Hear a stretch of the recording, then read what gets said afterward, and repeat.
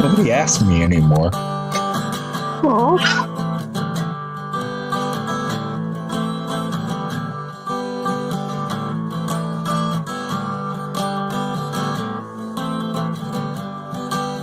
I always hung out with the girls. I always hung out with the girls. I always hung out with the girls they accepted me.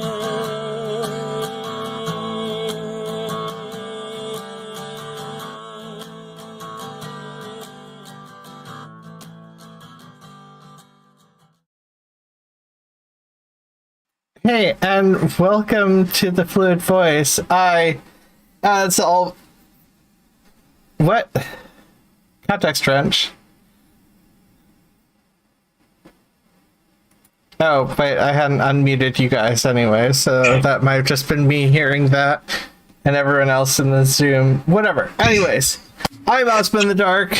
I've got a foresty background, blue eyes, and delightfully, horrifically pale skin, brown hair, and a gray tank top. And I'm utilizing she/they pronouns to take over the lightning-filled world out there. I am joined, as always, by Christy. How are you doing? I'm doing very well, thank you. Christy Abbey, I just have a still of me up there playing my guitar that got broken on the plane. I utilize she/her for the purposes of coming back as the 14th Doctor Who. I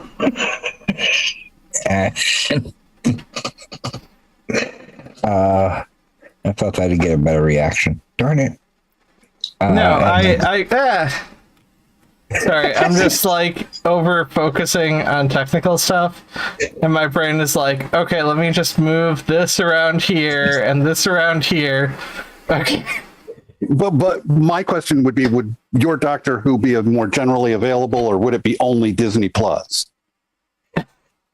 It's generally available to me. Well, that definitely is an option. Because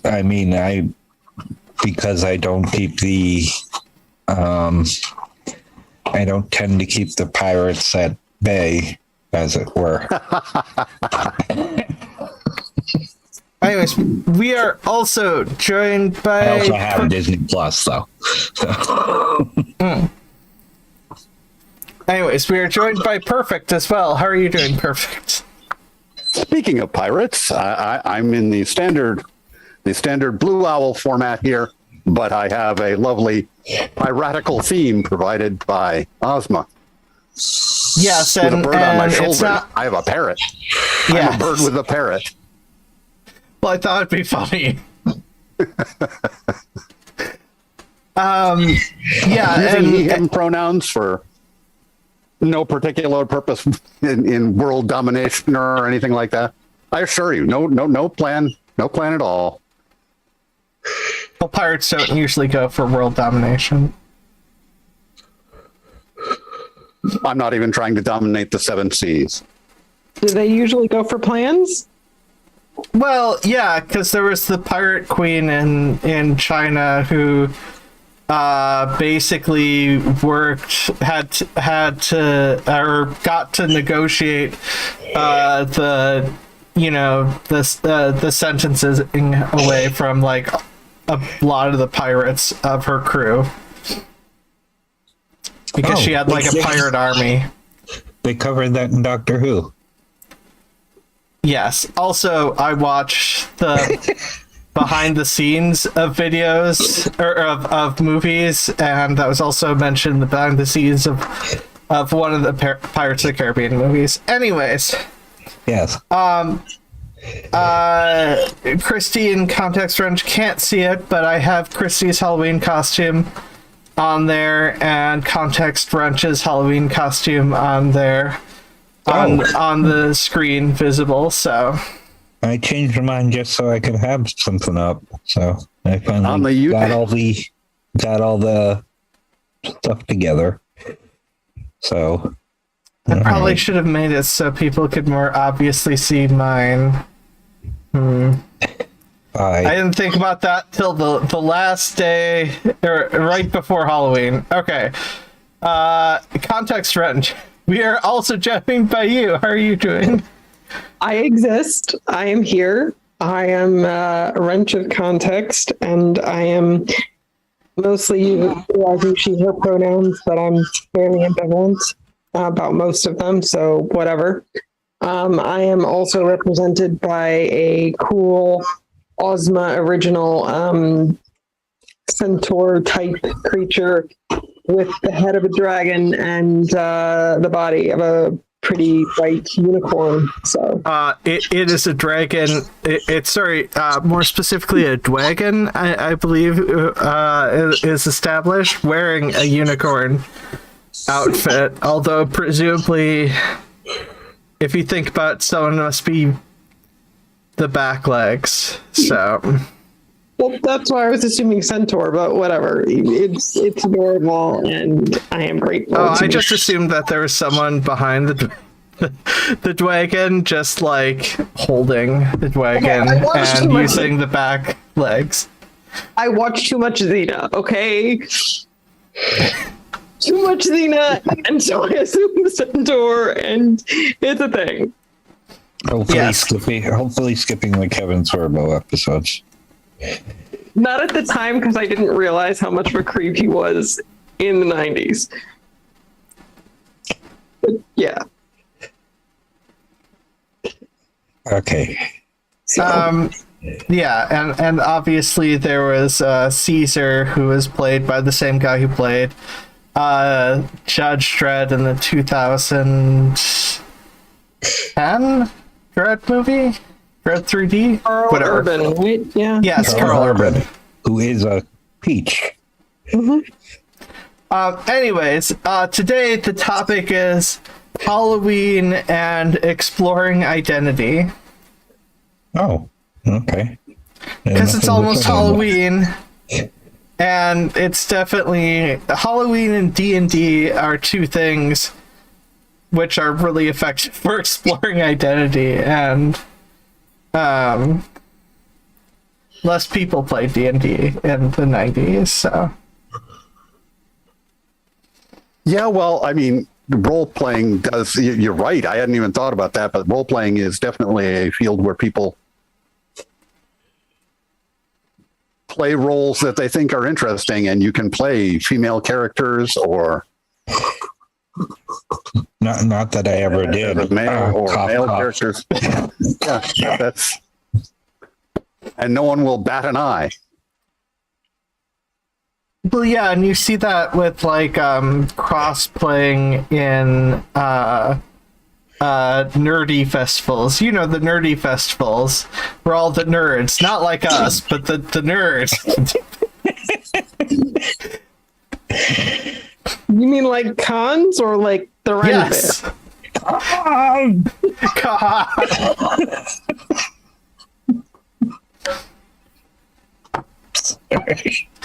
I now regret that I don't have the little button to just play con. You need a soundboard. Yeah, I do need a soundboard in the future. I have thought about that. We'll get you a Stream Deck next Hanukkah, not this coming one, the following. Okay. Anyway, Clearly, any gifts should be given during Purim, which is the best Jewish holiday. But no. Yes. There you go. But yeah, so it's. I guess it's an interesting thing. The freedom to some degree of Halloween, where you don't have to dress as you're supposed to. That it's as long as you're picking out an iconic figure. I mean, a someone who is a woman and wanting to explore being a male character could easily just, go as Abraham Lincoln. And no one would have a problem with it. Men going as a woman is a little tougher. You could go as Cleopatra, but you'd probably want someone to be going as Mark Antony. Well, you could definitely go as the Statue of Liberty. Well, you see couples sometimes where they crossplay. Like you have I'm trying to think of famous couples off the top of my head. Now I can't think of famous couples. The only one in my head is Sonny and Cher, which is more than a little dating, but okay. Yeah. Well, Yeah. you got two people who are way old enough for that. So Yeah, well, fine vintage. Just novel. because I'm the youngest person here, and I don't always. I mean, I do get that one, but like, yeah. I mean, well, Cleopatra. Like, if a dude dressed up as Cleopatra and a chick dressed up as Julius Caesar or something. Was it Julius Caesar? I can't remember who had sex with who. Caesar and Mark Caesar and Antony. There we go. Well, she did them both. Yeah. Yes. Well, Yeah, in but- succession, not at the same time. But like, it, Well, but like, she had a nice ass.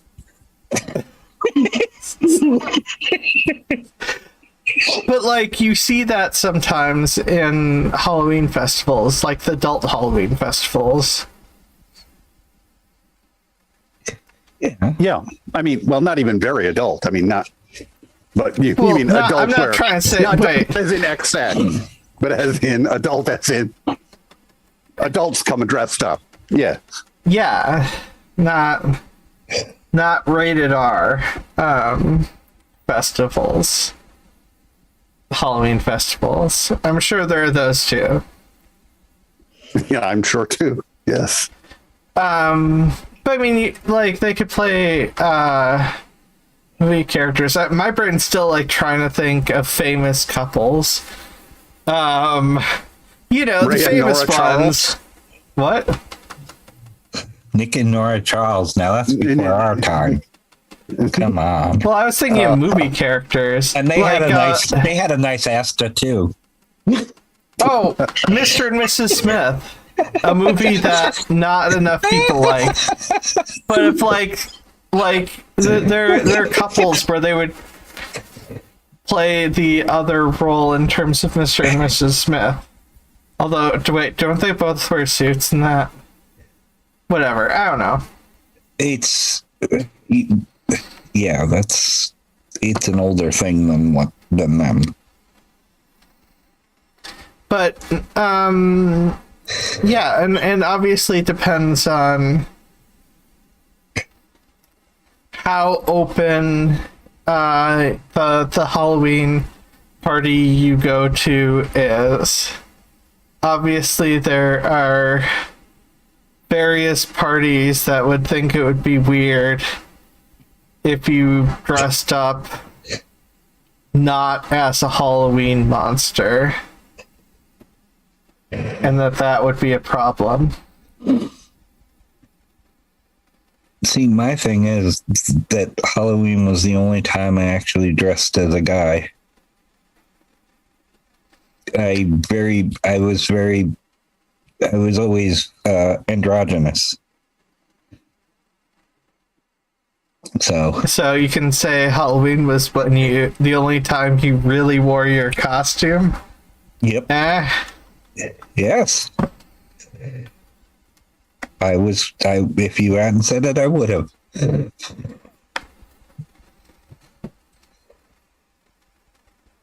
Yeah.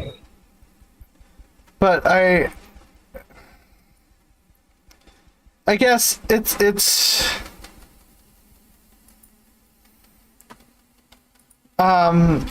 one of those things where it gets a little bit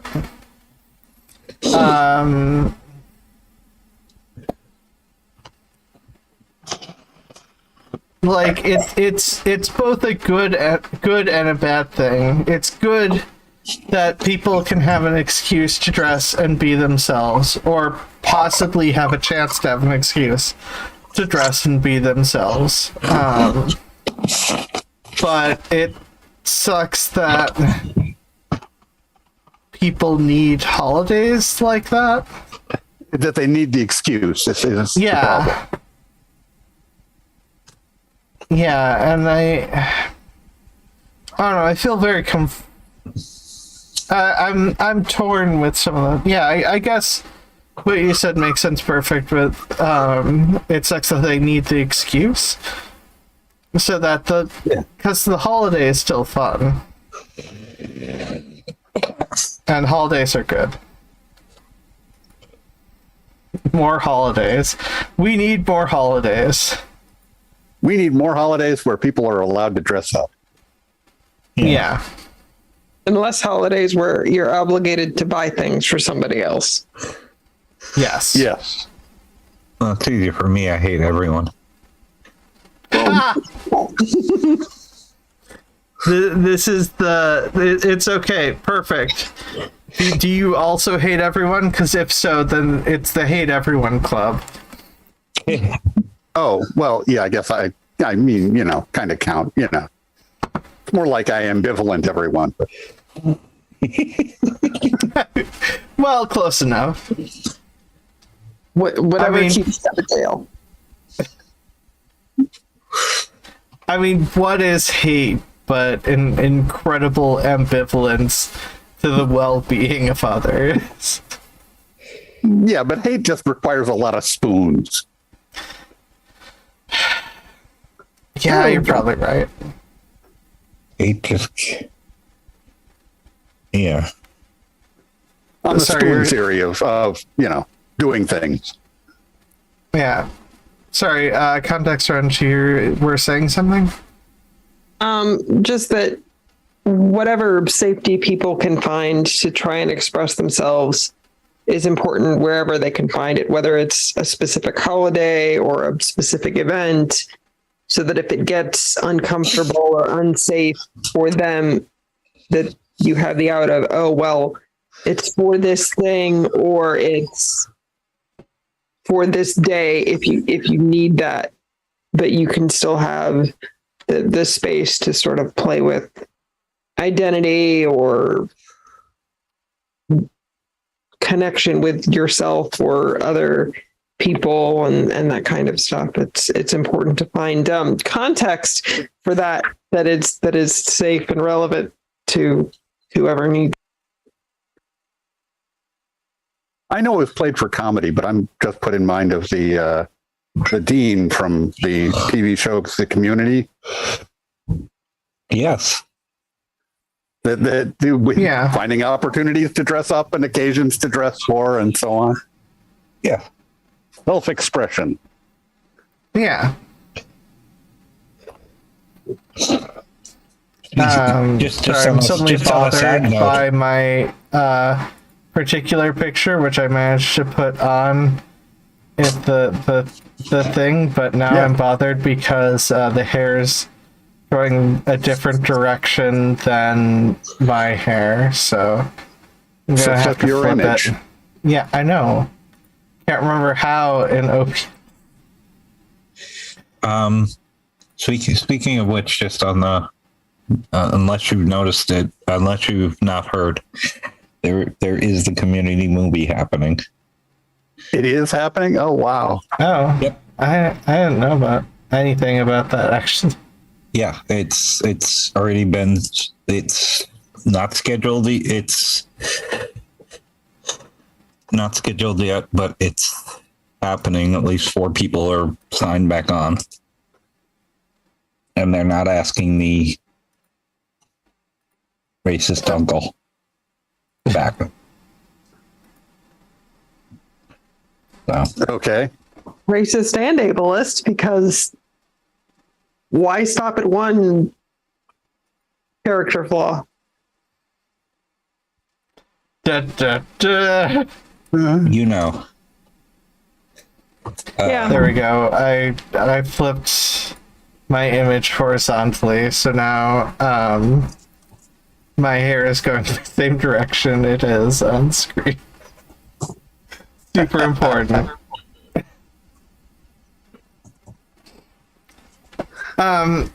Yeah, but like,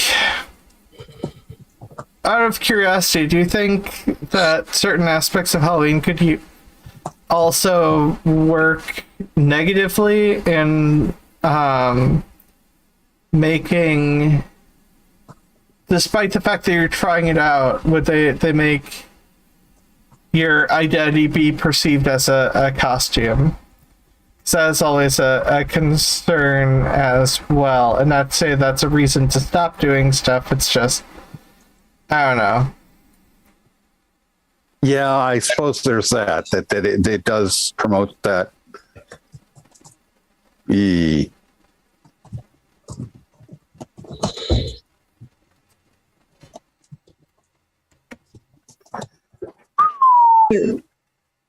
I suppose there is something of a subtle difference between dressing up as a woman and dressing as a woman.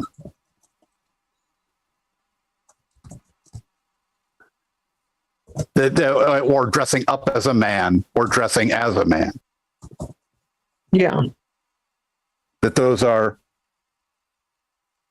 different. It's the up as and the as. So I do see, I can see where you go. Yeah, that those are still different, but I don't know. I think it's good to give people the opportunity to make that exploration. Doesn't have to be an exploratory experience for people to be doing the dressing. Yeah. To be dressing that way, but it can be, and that means that they can do it in public and try it out and see if it's for them. Yes. And I guess I mean, I suppose after I said what I said out loud, my brain was like, yeah, but isn't that kind of a lose-lose scenario anyways? With where people try to find any argument to say to try to delegitimize someone's existence. Yeah. And I mean, there's a weight that comes with being the version of yourself you think everybody expects to see loud enough or long enough or well enough that you can sort of become more disconnected to the and lose the opportunity to really figure out the version of yourself you would like to be or that you see yourself as, because you're so concerned with who you think you're supposed to be or who you think other people expect to see inhabit you, that is its own sort of version of scary.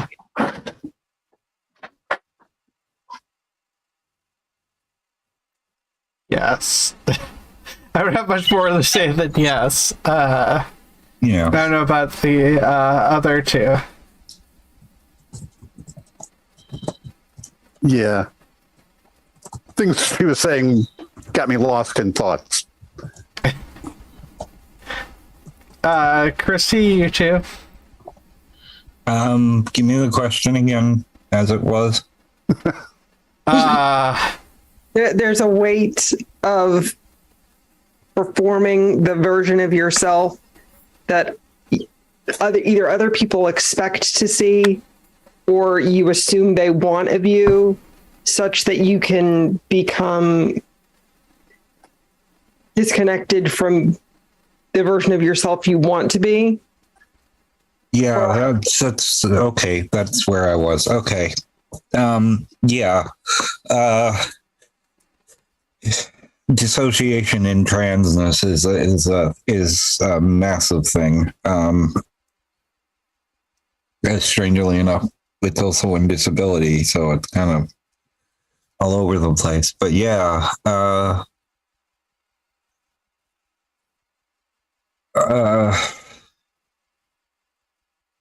was never good at playing Christopher. It was not a thing that worked for me ever.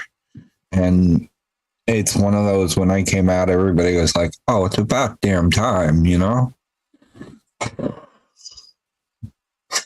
Because I'm the only one who wouldn't admit it.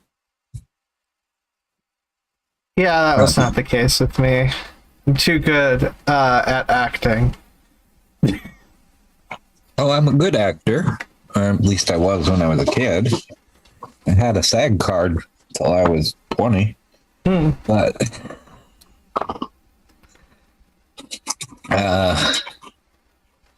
it's tricky because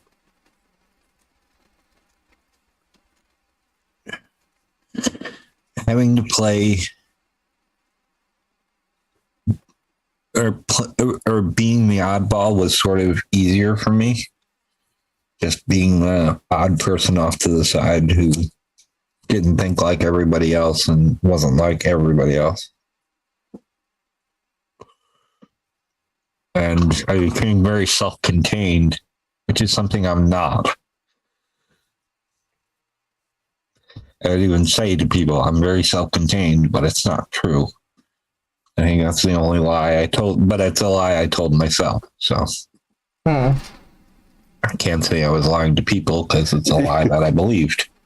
It was a lie. Well, that's just about how many people you were lying to. That's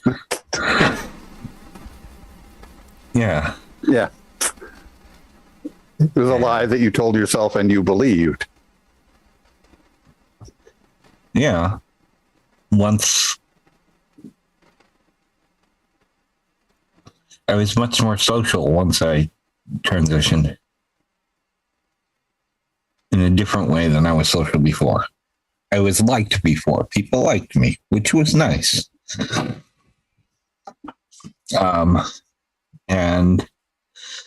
But I was social in a different way. I was much more open I've always been too much information person, but Yeah. It was social in a different way. I was just social where I was comfortable being wherever I was. Yes. But you were playing a game you couldn't win. Because even if people liked you, that wasn't the you that they liked. It was the performative you that they liked. But you weren't showing them you because you would only show them the performative you. When I decided when I started doing YouTube videos of any sort, that I would show who I really am. And that was a mistake.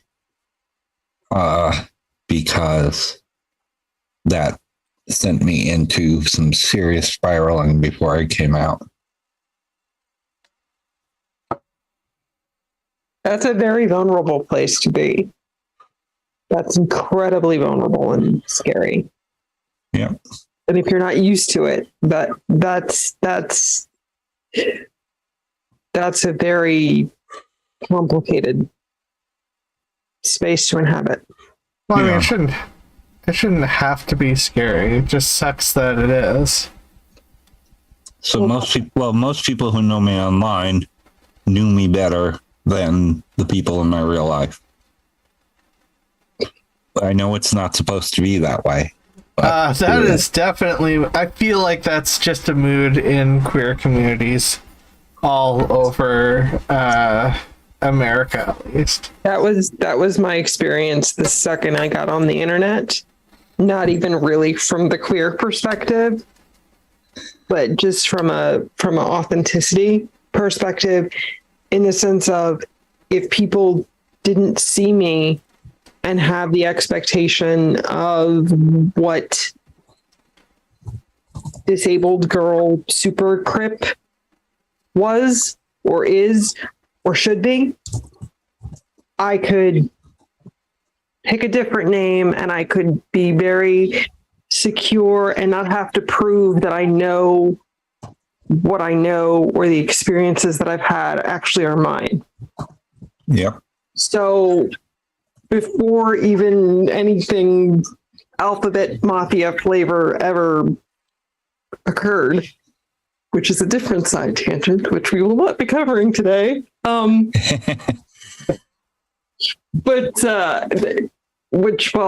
short version is that opened up some doors to some of that other stuff, but that's a different side tangent. But the idea that I could come in and I could use the name that I wanted to use, and I wasn't automatically hemmed into, oh, well, you can't know that. Oh, well, you're related to so-and-so, so that must mean that you like this versus that. I was also in the interesting situation of even without traditional gender issues being a thing, from the time I was really, really small, I was told you can't be a girl and be interested in the things you're into. You can't be a girl and have read Shakespeare at like 9. Don't know why that's a problem, but okay. Why is that a problem? Yeah. What? Is that a Florida thing? I'm blaming Florida. Well, there he is. People always thought I was from New York. I actually do. I thought you were originally from New York. Well, that's because I was my father's daughter first. Yeah, you've got the accent. That's and I can flip the accent too, but it was always, what part of New York are you from? And I'm like, the part that is very much south of that, like, The no. part that's in Florida. The sixth borough, as it's called. Southern New York. Very southern. And actually, one of the other fun things with that, in a way, is one of my family members was actually a published writer and from similar area. And I literally cannot read his books all the way through because I dissociate so hard. And it's like his voice has crawled its way into my head. And it's terrifying. Like, I can read like 3 pages and I literally have to put it down or I just like lose my crap. But because of those kinds of experiences, not with my own familial stuff, but with other people, I spent a large portion of my childhood effectively praying for a dissociative disorder, because it was like, okay, if there are these 2 parts of me that I can't reconcile, and apparently nobody around me can either, then if I can name them differently, then it'll make sense in my head at least. And then maybe I won't have to be alone. And explain basic stuff every 5 minutes. Because at the end of the day, you just want to like have decent conversations and like endless coffee. It's really got hard. 2 things. 1, New York, Florida is an unincorporated community in Santa Rosa County, Florida. So you can't always say you're from New York, Florida. Nobody acknowledges Santa Rosa County. That's not, like you said, unincorporated. Anyway, but it's whatever. Anyways, You can just say back you're to from the part of New Halloween. York that retired. The part of New York that retired and moved to Florida. Yeah. But back to Halloween. So,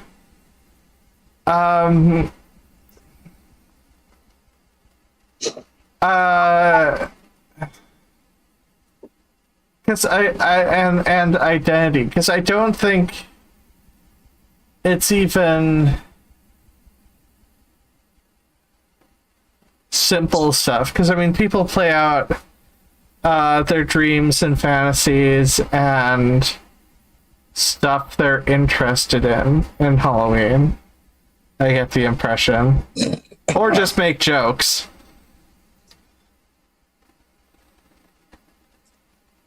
You always have that person in Halloween who dresses up as a paper bag.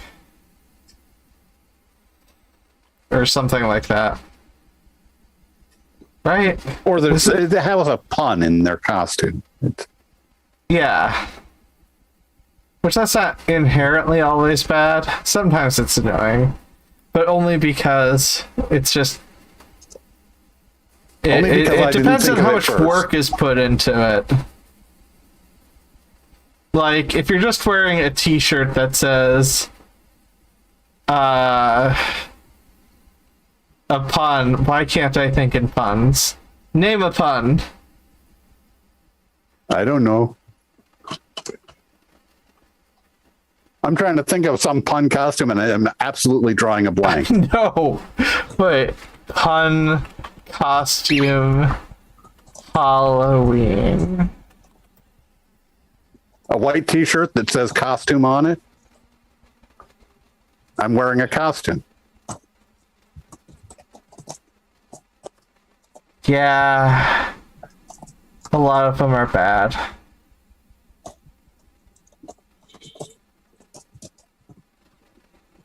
Wait, you're messing... No. My order... No. Yeah. No, wait.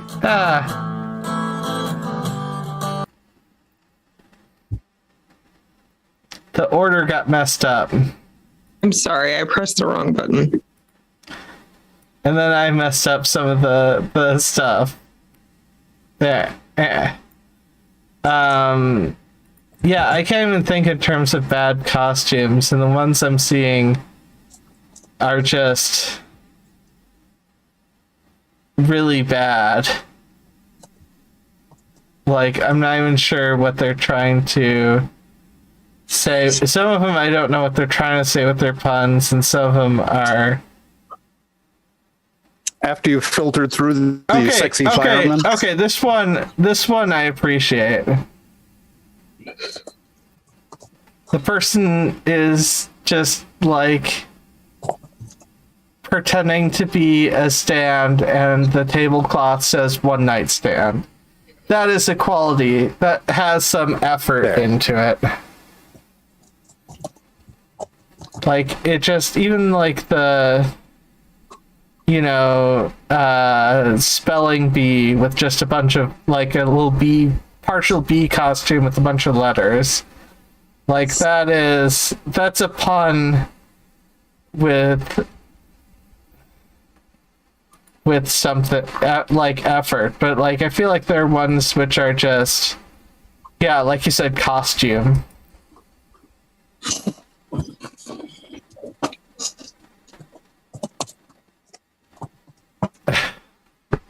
Oh, hey, Aaron.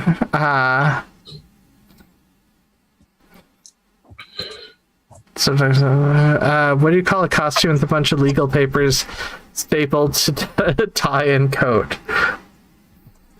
A lawsuit. That is actually a good bad joke. Sorry, I didn't notice you showed up in chat right away. That's my bad. But yeah, no, I think you can dress up how you want to be potentially in the future, or what sort of goals you have, and what sort of interesting things you can come up with. Sorry, I'm a bit struggling to think of. I thought there was more ideas with Halloween and identity. Sometimes I just don't think these through enough. Well, it doesn't have to be Halloween specific, but like giving yourself permission and finding spaces to really explore identity as you would want to portray it for yourself, not for other people, is still quite a task. Yes. Yeah, Aaron mentions there's a license on Halloween that isn't granted any other time of the year, which is not completely true, because I believe I mentioned cons like Convergence or like you go to convention. Yes, sorry, Convergence convention is a convention that's a Minnesota convention. Well, except for quote unquote costume balls. Yeah, but Well, my balls were always costume. Decorative, you might say. The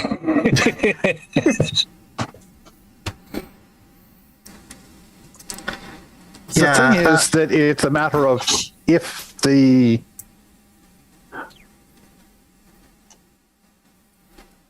thing is necessarily female.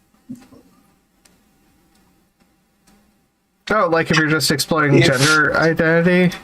If you're exploring gender identity on Halloween, if you you can show always up go as a nurse, there's a why is it a female nurse? If you're a guy and you're exploring being a female, you step into a nurse's, and that is people will have some reaction to that. I think you would expect that. If you showed up as Betsy Ross, no, there's no, I mean, that's you're picking someone from history and you're showing up as them, and there's going to be much less of a problem. If you're showing up as the Statue of Liberty, there'd be even less. It's a lower bar. But if you showed up at a convention and you were dressed as Princess Leia, you'd hit the same rub. People would be like, the why? Well, no, because conventions tend to be really accepting on average. Yes, but I it's a very accepting community. I will grant you that. But I'm saying that there would still be you to get. But if you put aside that acceptance, there's still going to be the same. You're going to get the question to the same degree as you would showing up to any party that they were throwing. The fact it's a convention doesn't really.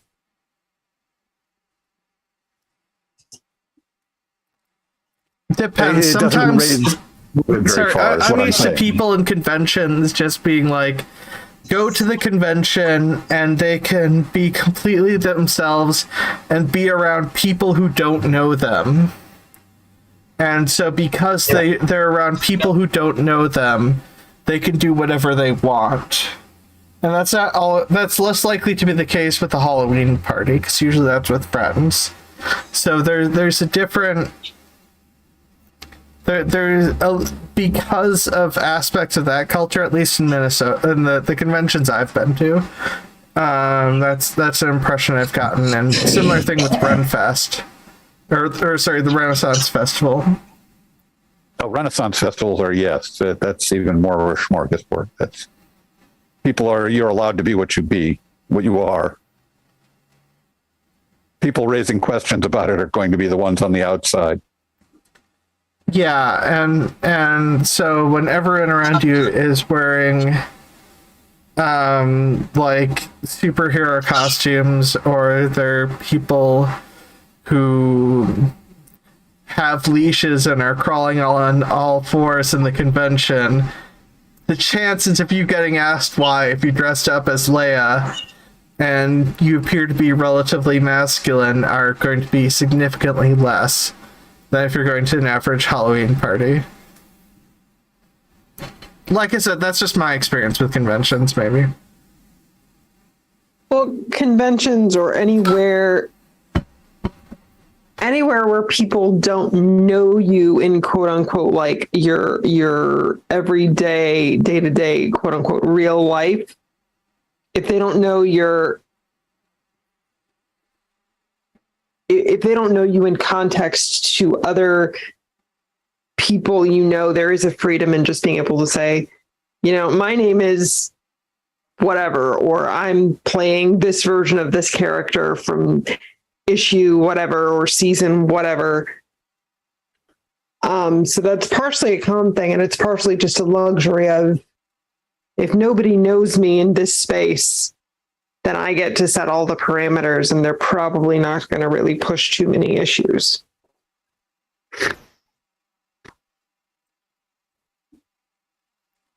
Yeah.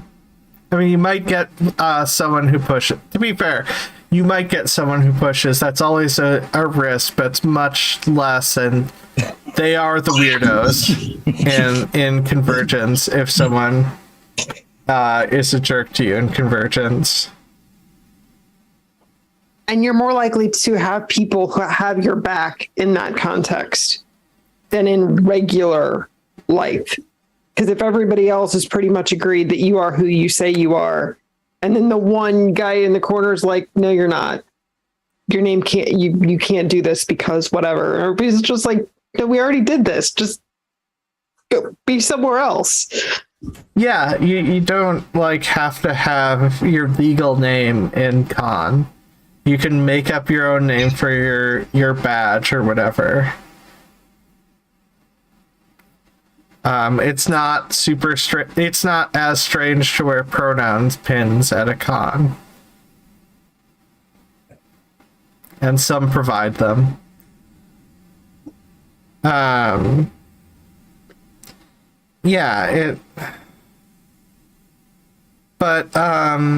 mean, I guess that is that does technically make cons better for exploring your identity in some ways than Halloween. Wouldn't it be nice if people just wore pronoun pins? I mean, yeah. I think that'd be kind of awesome. But yeah, I'm not in favor of any rule that says people have to wear them, but I'd be just fine with a social custom that people did. Well, the thing is, you're also putting a target on you. That is the concerning part. So it's a double-edged sword. Doesn't matter if you're trans, you're putting a target on you if you wear pronoun pins, because you have made an active statement of some sort. And also, pins are easy to lose. Those are the two concerns. If you're going in a con, they sometimes provide pronoun pins or pronoun. What I'm hearing stickers. is that it's the responsibility of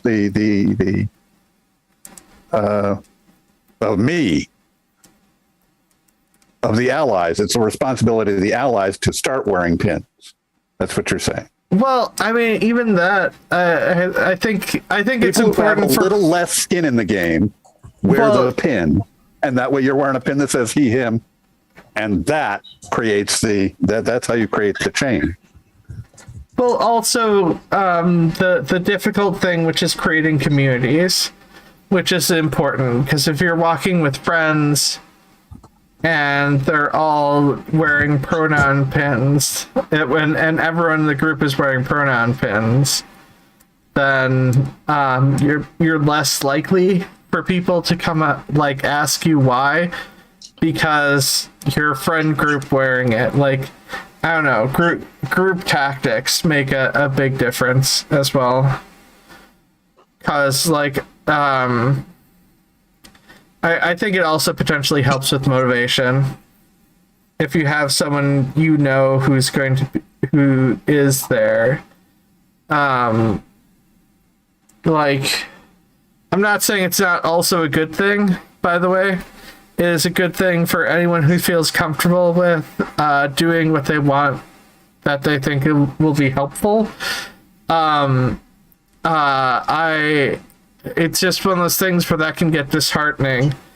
Like, if you're the only one who shows up to a place wearing a mask, you're like, it's a lot easier to be like, well, this did almost nothing. You know what I mean? Yeah, it's always a risk to be the first person or the most visible person doing a thing that is not, like, accepted social norm for whatever place or event you're going to. The pink monkey. Yes. Because it makes you vulnerable in a different way. Yeah. It makes you into the pink monkey. Mm-hmm. Wait, what's the pink monkey? I just thought it sounded funny, and now I didn't like. My brain's like. They did an experiment with monkeys. They wanted to see. There's a group of monkeys. If they have troops and they lose members, and sometimes the member just went someplace else, and they come back later, and they welcome them back, and sometimes they just welcome them back instantly, and sometimes they have to pass a review before they're allowed in, just like a stranger, if a stranger approaches. And they were trying to figure out what the qualifier for this is. And they did a bunch of things. And one of the things is they dyed the monkey pink, then brought it back, and they killed it. Like they killed it brutally, beat it to death, and beat it parts against the ground. Okay. Oh no. That is. It was too different. Now what they found out is if it's too different, they have a bad reaction. Yeah, that's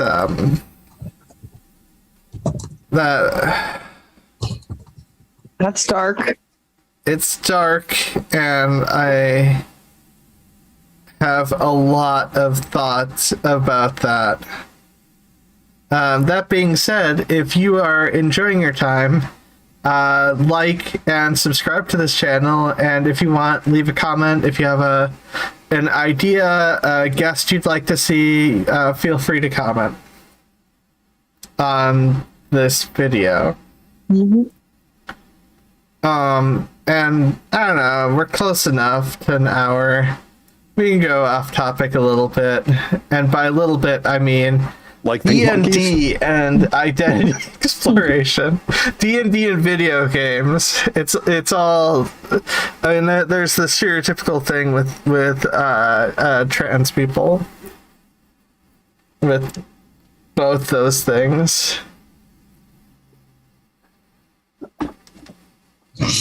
You know, okay, so I definitely played a not dude character, if I could, in D&D and video games. And then I got hit on by some random person online in Vampire the Masquerade game. Anyways. Sorry, that's a bit too off topic, but like, I mean, I guess things have also gone to the more modern time with exploring identities, because that can happen in MMORPGs. Unfortunately, most are run by awful game companies. Oh, well, yeah. But like that has a similar aspect to con to other things, where you can look how you want and people treat you. The main concern I have is it can also feel like it's not something you can achieve, so then you can just make it out to be a fantasy type thing. An unachievable fantasy. Yeah. One of the things that I've run into in various arenas is, if it is a venue where costume is expected, as somebody who is extremely visibly, not extremely, but obviously visibly different and disabled in a way that, like, there is no getting around that fact when you see me in real life. And the presumption of, oh, well, then you can only like play disabled characters. You can only play characters that are disabled or move in a way similar to how you do. And it's like, I don't want to play one of those characters. Like that's too close to what I have to do every day anyway. Like just say that no, just argue that you can play any disabled character, and as an excuse to play Darth Vader. See, I'm too disabled for that. And like, I don't want to disagree. Darth Vader needs a respirator to live. Yeah, but he's ambulatory 98% of the time. And I am ambulatory maybe 2% of the time if I'm lucky. So that's a matter of technology. I don't care how much money Elon Musk spent. I don't want an exoskeleton. Thank you. No. Well, we know Elon Musk will be like the Iron Man 2, the villain. The attempts to recreate the Iron Man suit, and it just yeah. So I want an XX skeleton. Well, I mean, good. You should have several of those. That sounds far more appealing than something that will shove me into positions that my body was literally never designed for. I already did that. It was called childhood. It wasn't fun. I had a friend who had a wheelchair, and he said that he liked Halloween because it was one day when he could wear a costume and people just related to the costume and not the chair. Oh.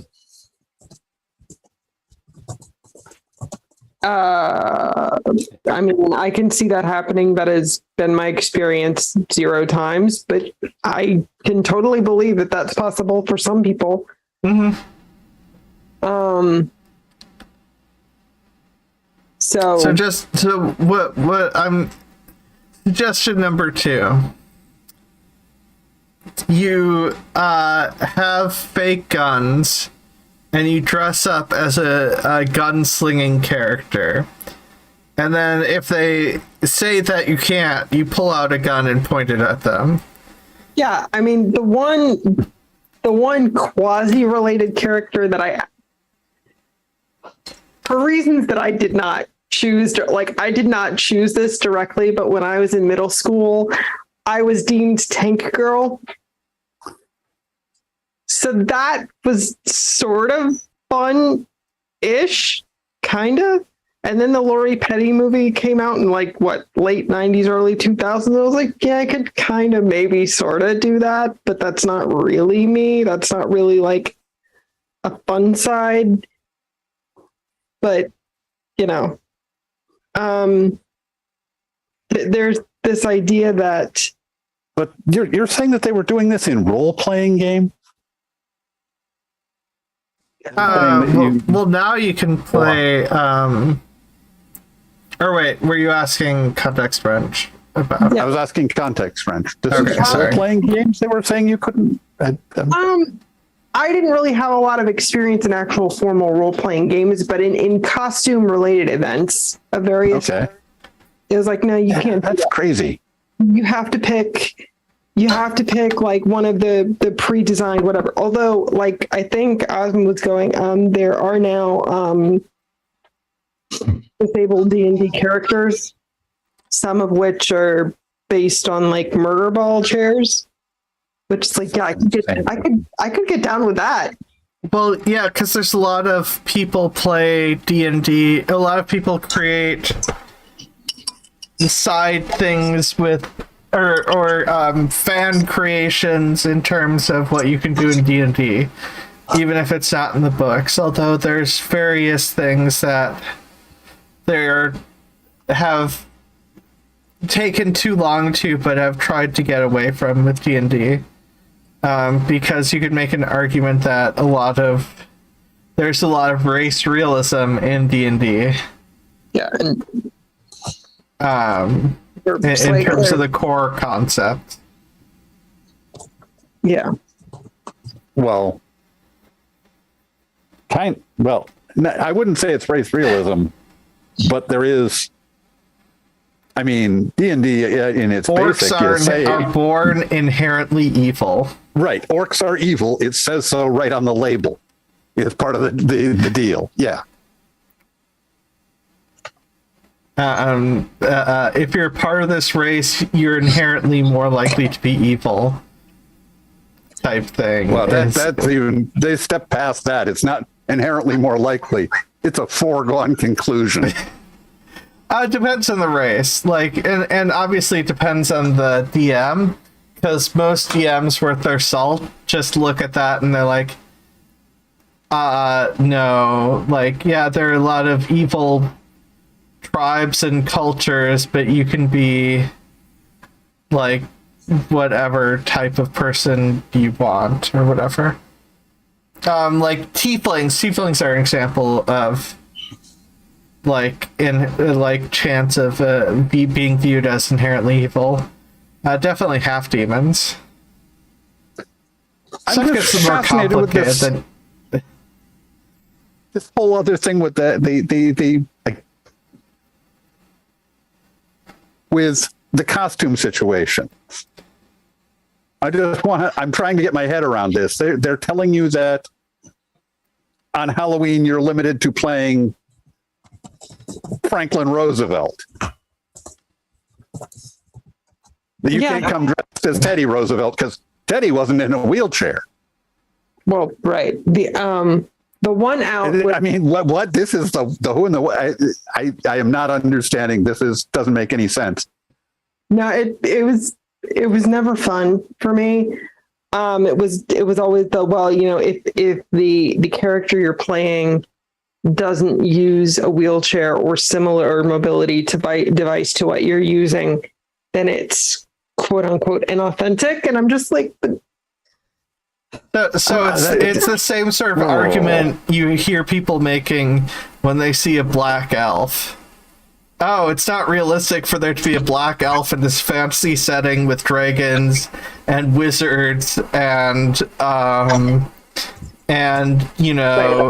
alternate dimensions and abyssal creatures.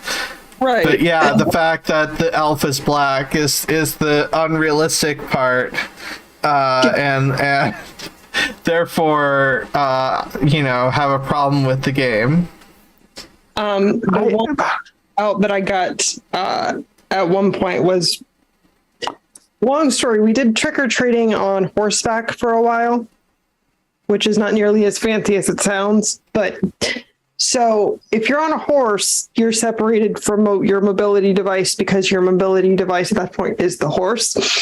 So I was a princess, which was not really me, but it was like, okay. And I got a crown of shoulder pads because the 80s.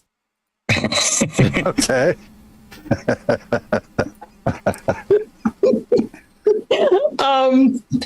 There was a veil and I was happy about that. So whatever. But other than that, it was like, it was very much, the default perspective of the audience was very much often like, you can't.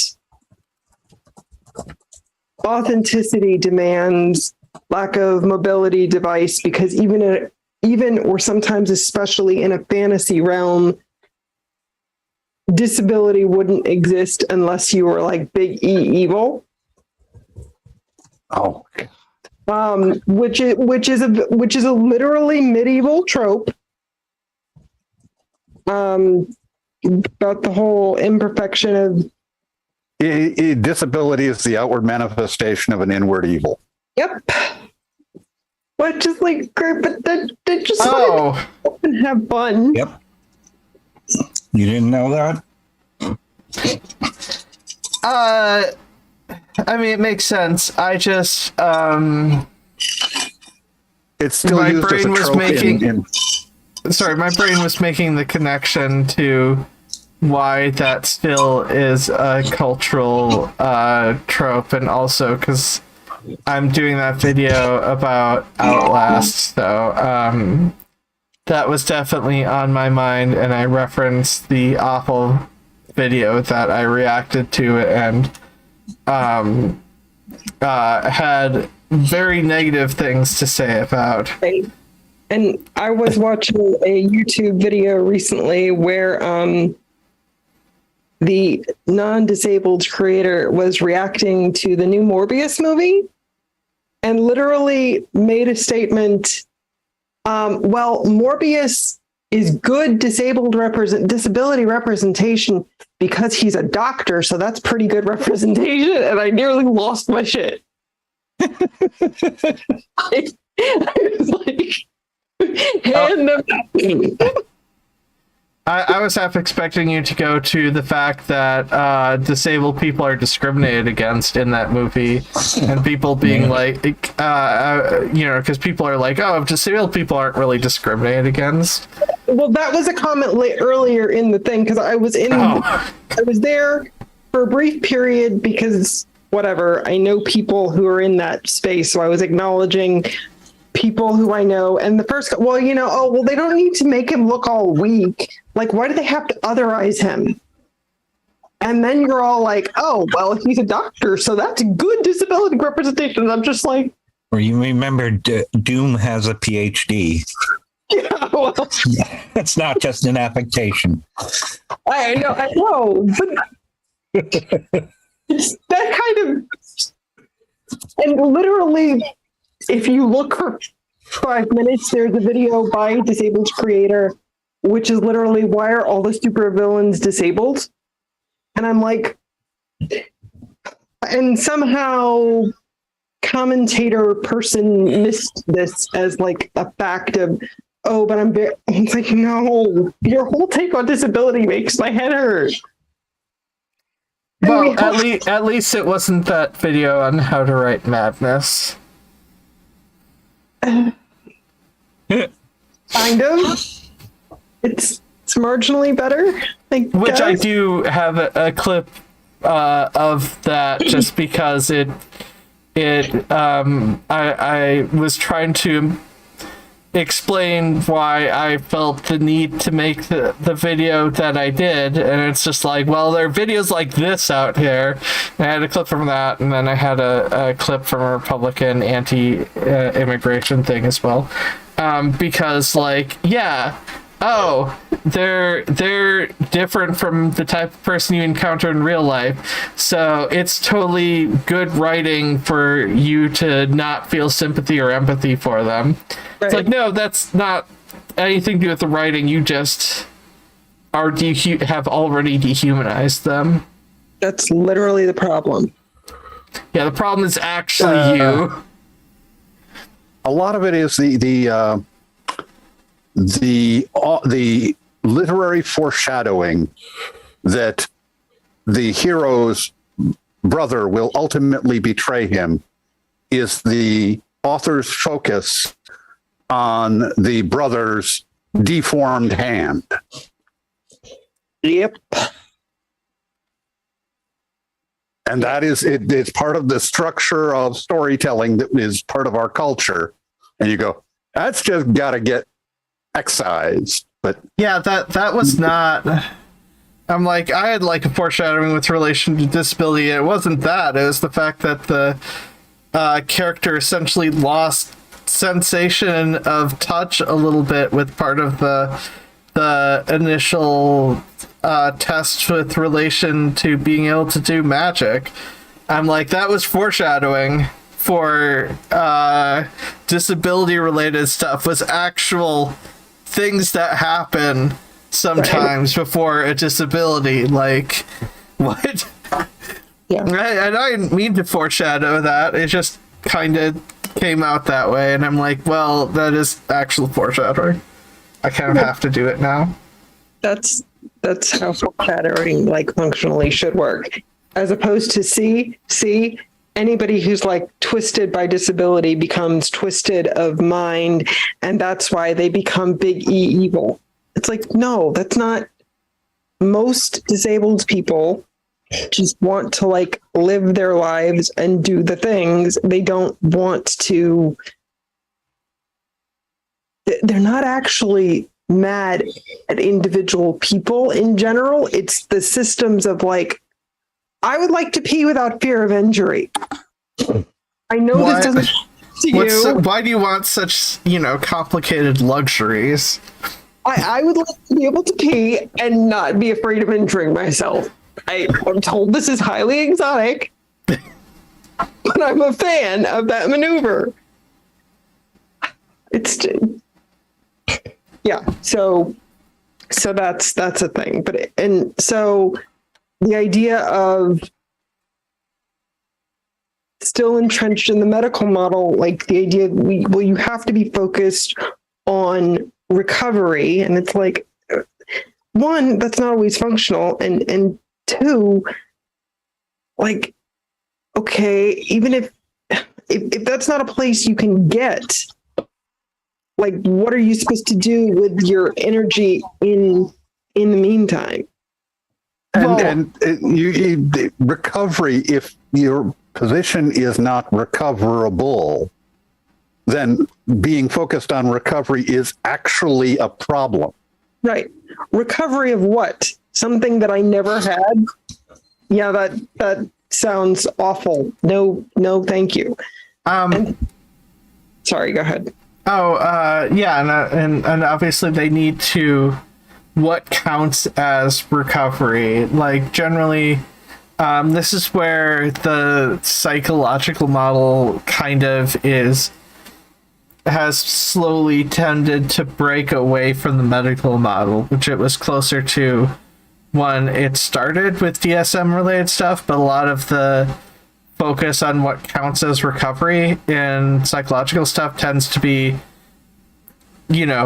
decreasing the emotional and physical pain type mentality, as opposed to, making sure you can walk and be how a human should be. Oh, wait, you mean like trauma-informed care is important? Yeah. Also, I saw one thing on Twitter today, and I laughed at about the DSM-6 just came out. You can now get an autism diagnosis if you put a poll on Twitter and 5 of your friends agree.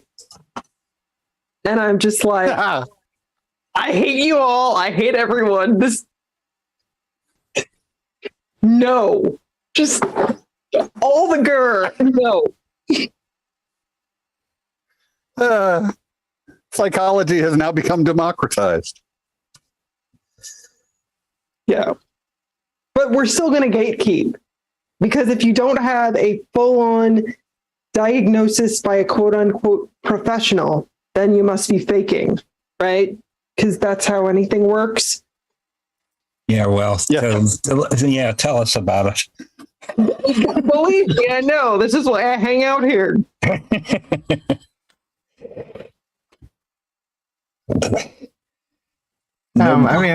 I'm glad it's a good place to hang out. I'm in constant pain. How can anyone tell? Other than me saying I'm in pain. Well, you must not be in that much pain, because you're able to form mostly coherent sentences most of the time that people are aware of you. So the pain that you think you're experiencing can't really be pain, right? That's the line of bullshit. Okay. Cool. Yeah. Fuck off. Yeah. The fact you've learned how to brush your teeth while experiencing the pain proves that the pain doesn't really exist. I didn't. I don't. I wear dentures. Either way. So you take them out to brush them.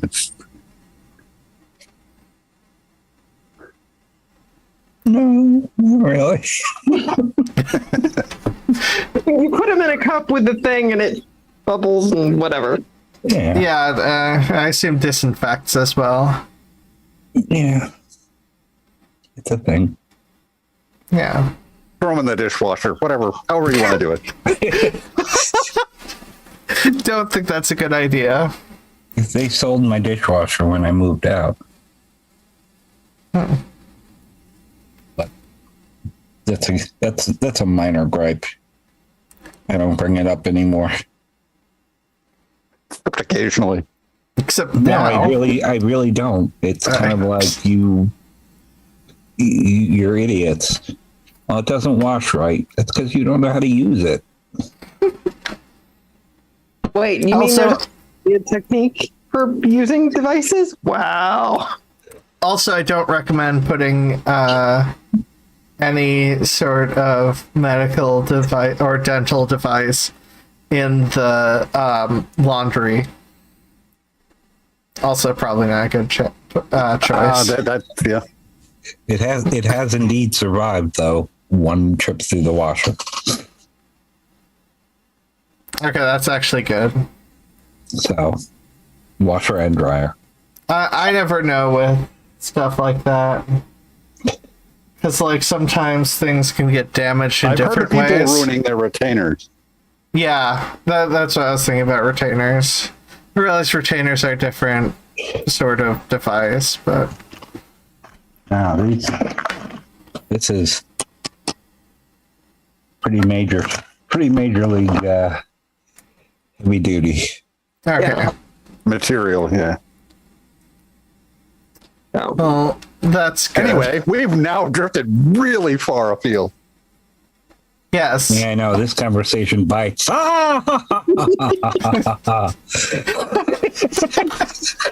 glad.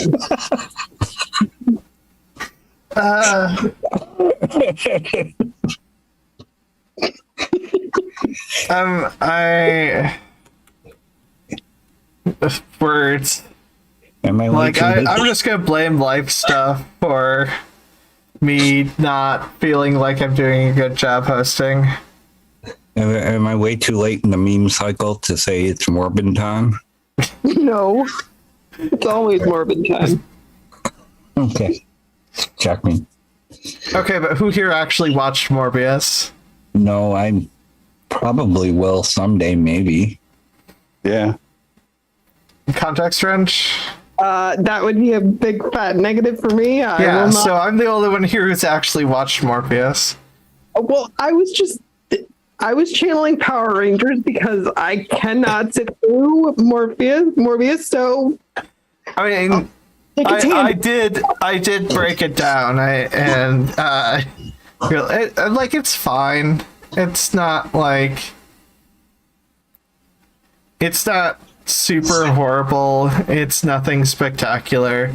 I'm sure it's okay as a comic book movie, which is fine. I mean, it's on the lower end of what counts as good for comic book movies nowadays, but it's Jared Leto. So it's a fun. Well, I mean, yeah. To be fair, that is a downside. Can I just say I actually didn't quite like No Way Home, but I think I was more disappointed that Nicholas Hammond wasn't invited. Because I'm old. He played the live action Spider-Man in the 70s. Gotcha. Yeah, I never saw that, so I'm just like, I enjoyed that a lot. Of, You don't need to be taking time out Spider-Man for it. No Way Don't worry. Home. It's not great. The Doctor Strange movie. Actually, you know what's got a great first half? The David Hasselhoff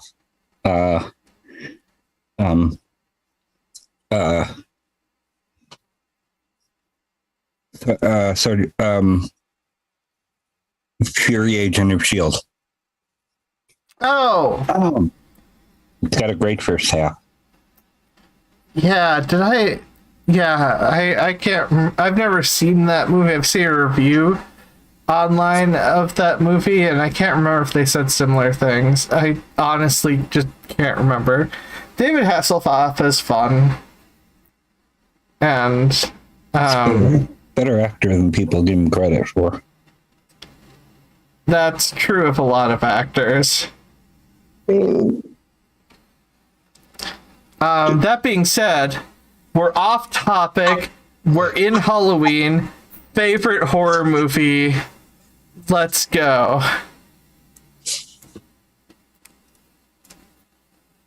Go ahead. I didn't think of a favorite horror movie. Let me think. You know my answer, so. I've likely already forgotten your answer. Because I have a terrible memory with things sometimes. I don't know. The Ring.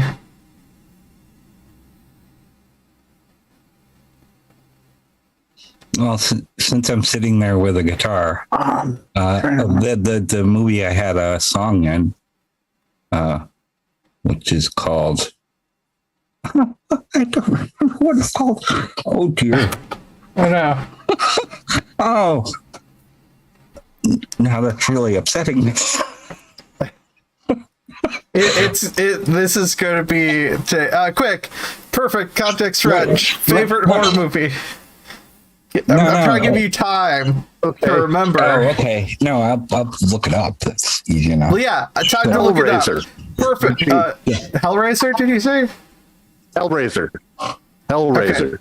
I haven't seen that movie. It is the original one, and it spawned a string of some good, some not so good. Oh, yeah, I haven't seen any of the Hellraiser movies. Oh dear, I can't remember anything. I can't remember the. It was kind of special and terrifying and really good horror movie. Alien was a good horror movie, but it was a sci-fi horror movie. Oh, so yeah, no, I take back my answer. Alien. I don't know why I didn't think of Alien.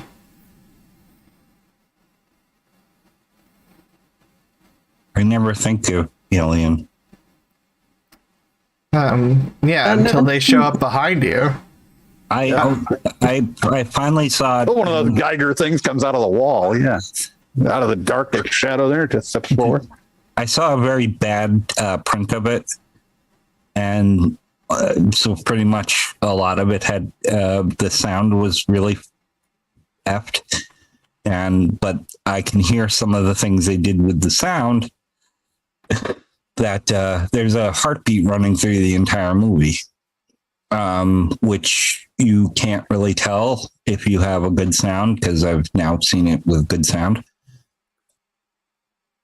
And for years I thought that was cheating, and then I'm like, no, that's fucking brilliant. So I don't know what I think of Alien. Yeah, I just forgot, because I like that story despite nobody in any Alien movie knowing how to take off gloves or how to explain stuff with biology.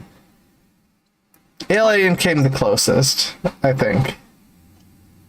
Well, The Terror from Beyond Space is actually better in my opinion still, but... Oh, it probably is. I haven't seen it. This is just me being like, I haven't seen horror movies. No, I like, okay, so scariest horror movie. Okay, let's just... Okay, yeah, favorite horror movie, context wrench. I don't know. I'm terrible with movies. Okay. Space Odyssey, 2001: A Space Odyssey, sort of to me in my head is a horror movie, because like dying like that sounds pretty damn terrifying, but that's just me, and I'm sure does not fit the classical definition. Hold on.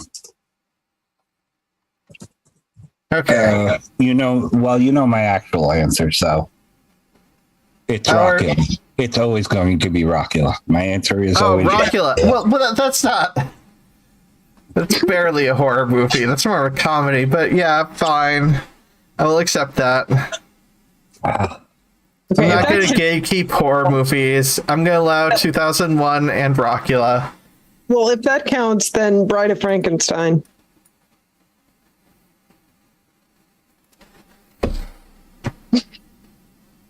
You want something you should watch? Split Second. Split question. What is everyone's... What is... What horror movie has the scariest moment for everyone? I'm saying Ringu. The original version of The Ring is like has a way scarier ending. In my mind, I saw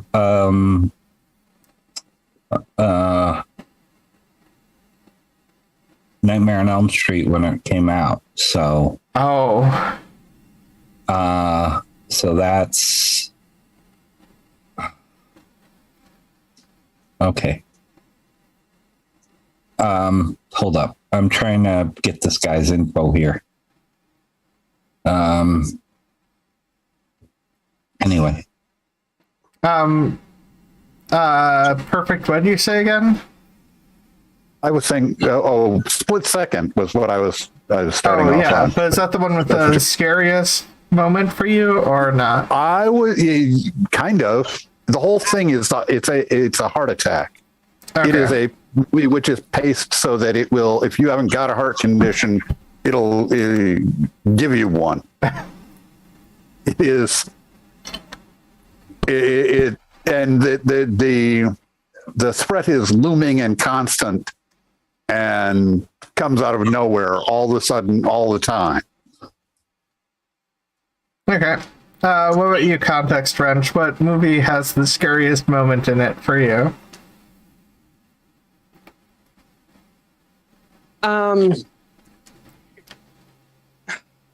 It's not even a horror movie, and now Yeah, that's fine. You know what, we're playing fast and loose with the rules. We're not gonna gatekeep stuff. Okay.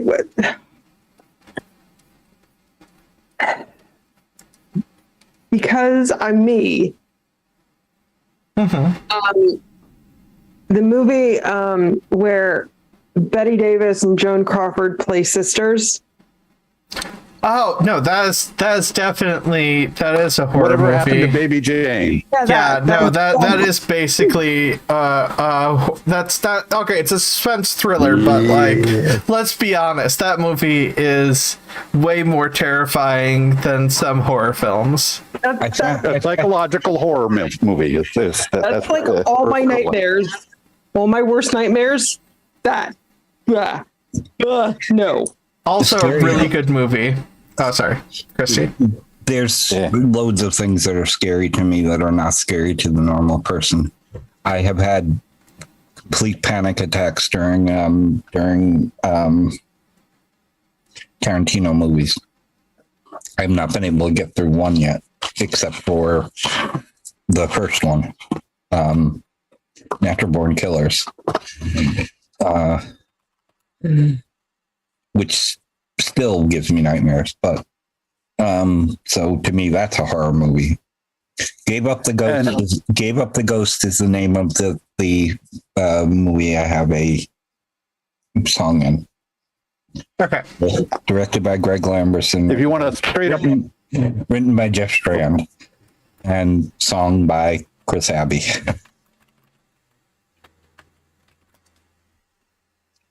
Go ahead. Sorry. if you want a straight up jump scene that'll just make you convulse like you had jumper cables, I'd go with Carrie.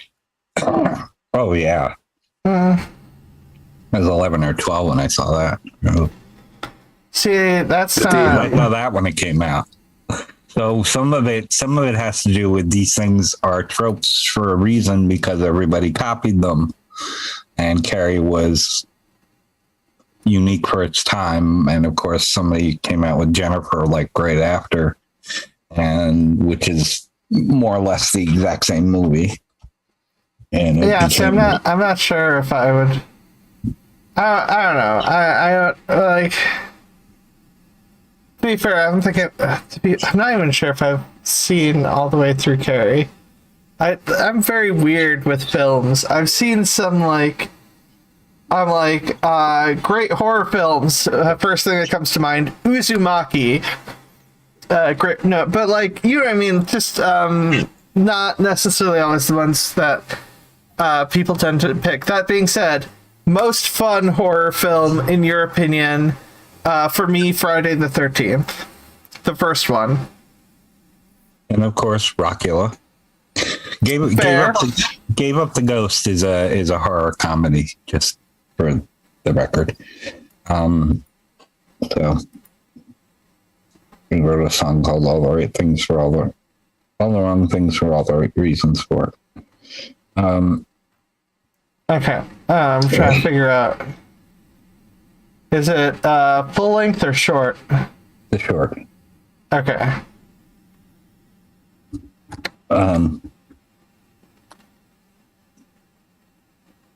It's going on a re-release schedule this next year, which is kind of cool. I just got word from the director, which is like why I'm having some problem, why I was freaking out that I couldn't remember anything about it all of a sudden. But I've only seen it in the preview. Halloween was scary and fun. Yeah. My favorite fun one is Halloween 3, Season of the Witch. Good choice. What about your context, Wrench? Oh, it's sorry. a better movie than you think.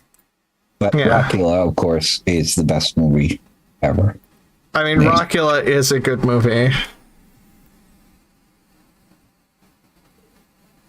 Context, Wrench? What about you? Fun horror film? I don't. I literally. We're very far out of my wheelhouse now. I don't. Okay, that's fine. Because we're also past the time. I don't know why I pointed the fingers together. I guess I was going. We're past the time, so please stay with us. No, No, that's. I really have to not be here right now. okay. Where can people so find you you? go first. Yeah, you go first. Where can people find you? Where are you working on? Or if you just have to leave now, we can just do our best to plug you. Still working on the book about 1950s horror. And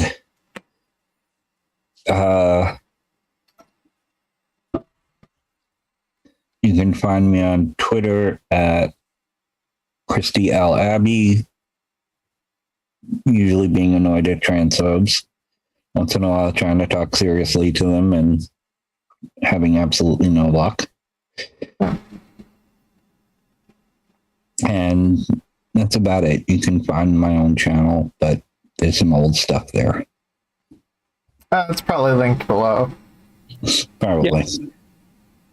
Okay. Okay. Take care.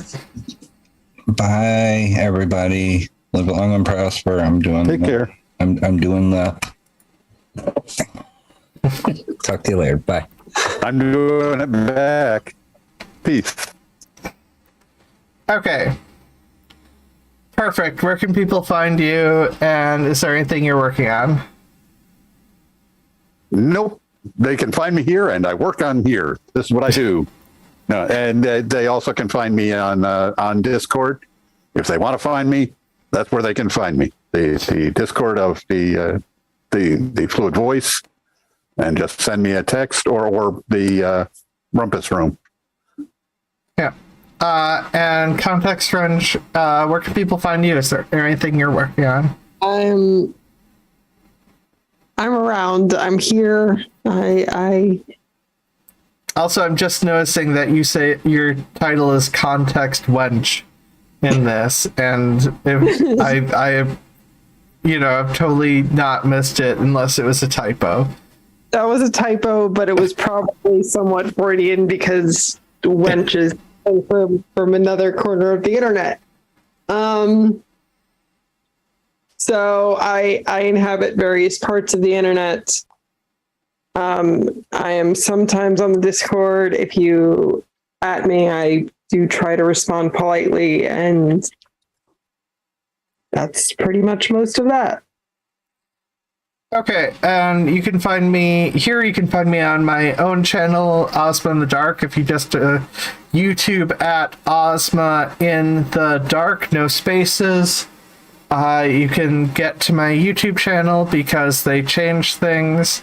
I'm just realizing I Nah, screw it. I'm not gonna worry about thumbnails or not thumbnails. I'm not gonna worry about links because they should still work. Anyways, you can find me on Twitch Monday, Tuesday, and Thursday.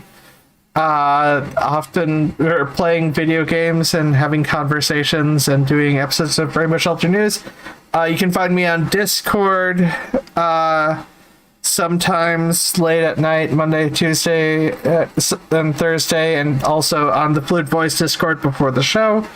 The other days, I would be on my own Discord, there's a chance. But I'm working on an Outlast video, which I want to get out tomorrow. I am very close to done with it.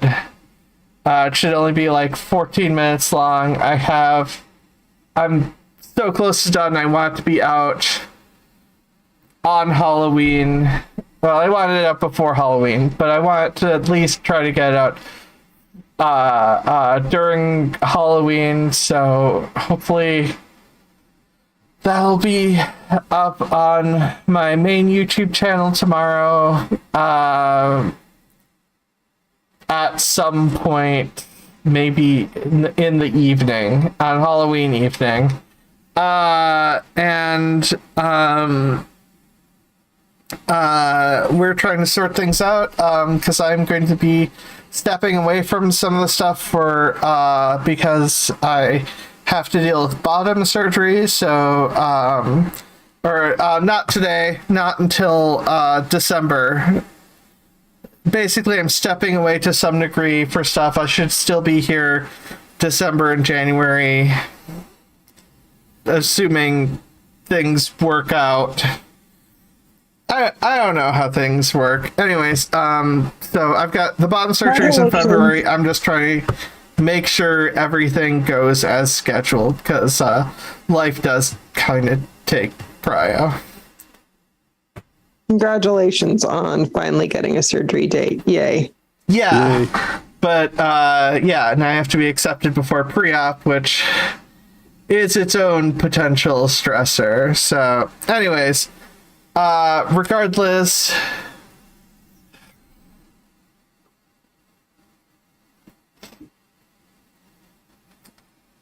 your life what?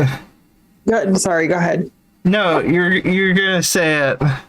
No, I was gonna say life voice you and let you do it. Oh yeah, okay. I was right in my second thought process. Anyways, as you all know, your life matters, your voice matters, and you definitely still matter. Take care of yourselves. Have a wonderful one. Hey, Tabby Wolf, you came in right at the end there. Bye, Tabby. Hey. Take care, everyone, and have a wonderful Halloween tonight or tomorrow or whenever you do the Halloween stuff. Bye. Be safe. Hey.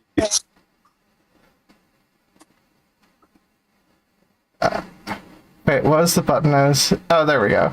Bye.